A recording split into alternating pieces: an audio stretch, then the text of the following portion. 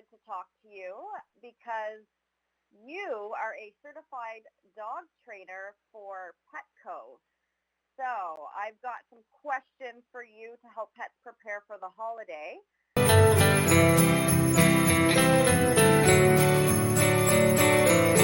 I actually work in veterinary clinics.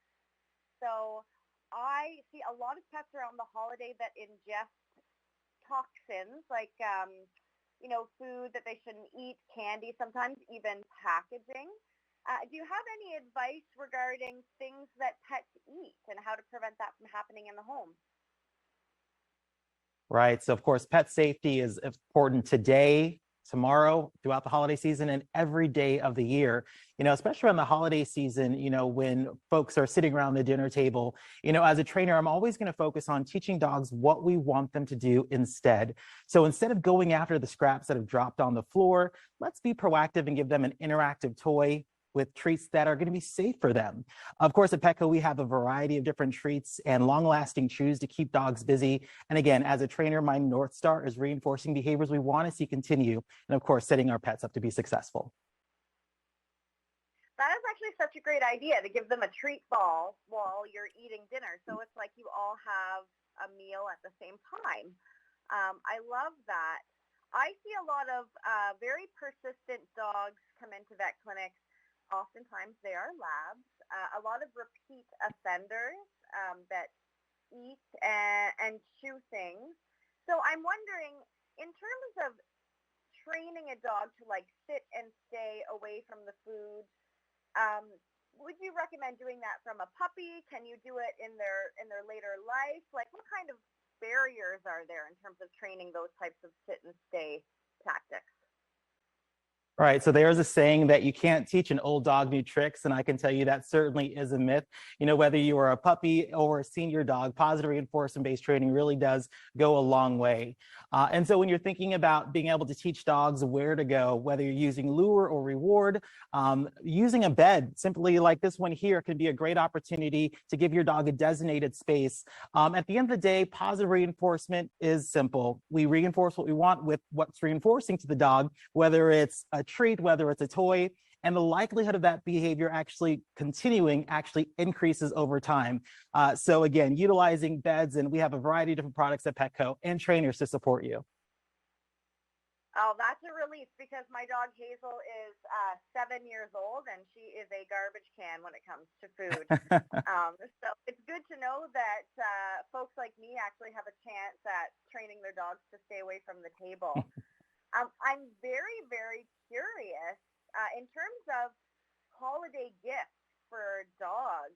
What are you seeing that's popular this year? What can you recommend?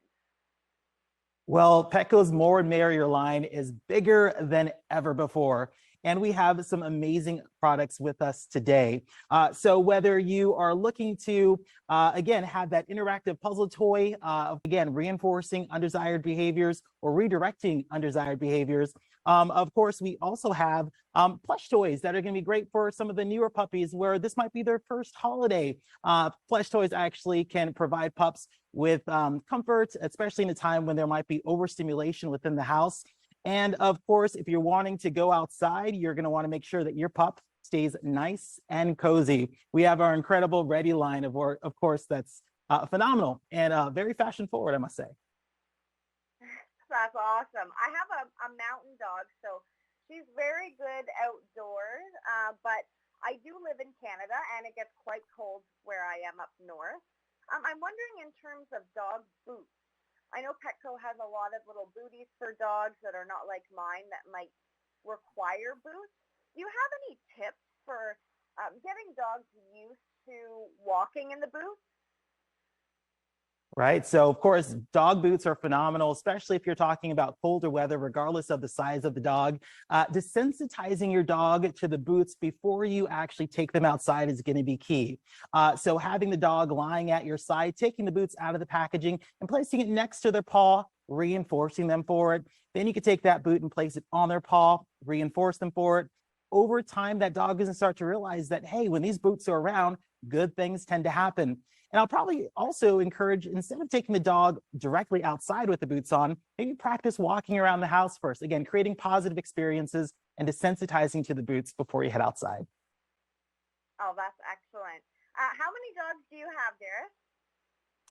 I have two. I have an 8-year-old golden retriever. His name is Zakai. And I recently foster failed. I'll call it a foster win. Kalia. She is a rescue pup that I found online, and she has just been an incredible addition to the family. Oh my goodness, that's fantastic. And I have to ask, do you know what you're getting them for holiday gifts? Luckily I have some connections working at Petco. If the crew lets me, I'll take all of this back with me for my pets. I know Zakai, he's a really big fan of a wholehearted training treats. We use this for training, but of course we use it just for daily interactions. And then Kalia, she's a big time chewer, so long lasting chews are going to be really good. So we'll see if the crew lets me take some of this home. Oh, that's excellent. Well, I hope you get your holiday wish. Thank you so much for chatting with me today. I appreciate it. And happy holidays. Happy holidays to you as well.